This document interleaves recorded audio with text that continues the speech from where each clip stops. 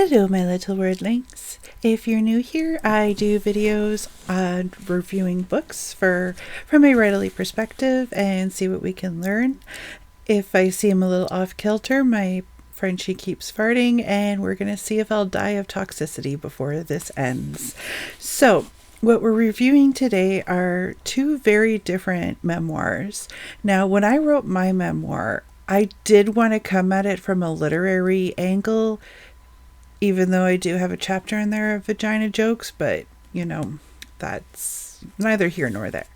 I wanted my language to be accessible, but I also wanted it to be very descriptive. So that's what I aimed for. And since I was always on the path of writing, I guess we could say, like I've taken fiction classes and I've taken creative writing classes, and I've been writing since I was young. Like, this has always been my passion. It's going to come off a different way than other people's memoirs. So does that make it less valid as a genre if you are not a writer from the beginning? I don't believe so. I think everyone is entitled to tell their story. I think if you want people to read it, it has to be written in a more entertaining way. But I think it's better and more authentic if you write it as opposed to a ghostwriter coming at you. So that's what I'll show you these two books. So this one, How to Lose Friends and Alienate People by Toby Young. This was so funny, mostly because Toby Young is a funny guy. I did not enjoy the sound of one hand clapping, though. It was like it was a completely different person writing it. I have that book somewhere too, but I'll do a review on that one another time. This one was accessible, relatable. He is a journalist, so he's a writer by trade. He knows how to grab an audience. He's also does a lot of interviews, so he knows what he wants to draw out in other people. So I assume that's how he was able to draw those qualities out in himself. It's great way to write. I actually kind of wish I would have done something like that now that I've said it out loud, that if you're going to write a memoir, maybe even Google no chat GPT.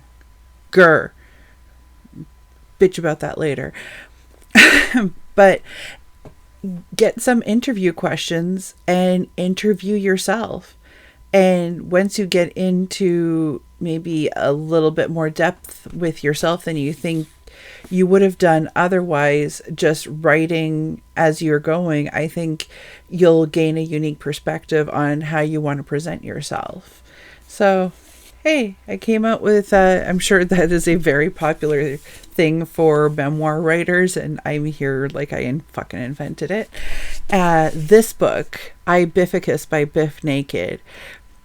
I loved this book because I am a fan, and I was actually able to pick out stories from her song lyrics that related to stories in this book.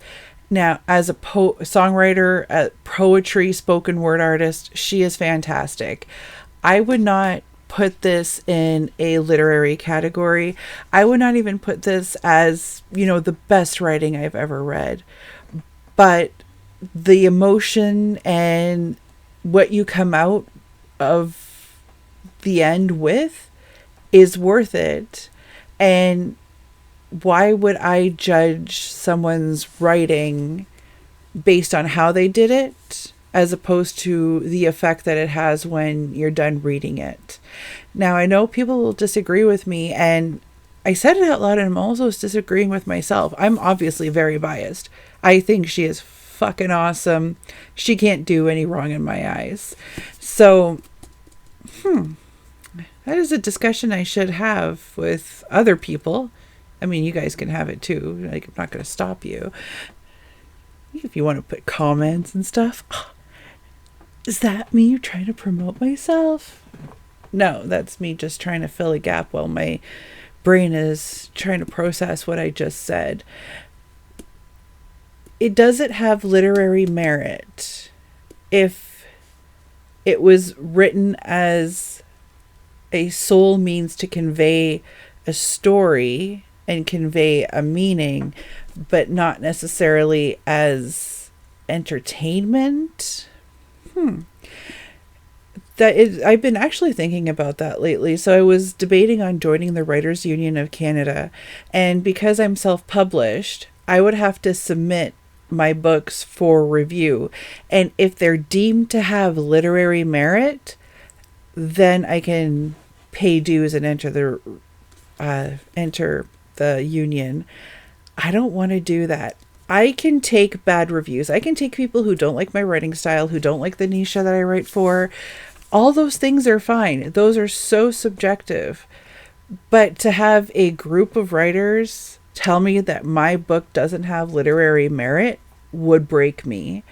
And I don't think that would be the same for Biff Naked. If she had self-published this and done the same thing and they told her it doesn't have literary merit, she'd move on with her life because she knew who she wrote for.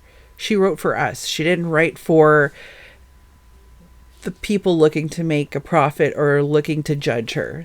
She was writing for the people who were fans, and obviously I don't know that for sure, but I'm speculating a lot. But yeah, I think she would take it in stride, whereas me, it would break my soul.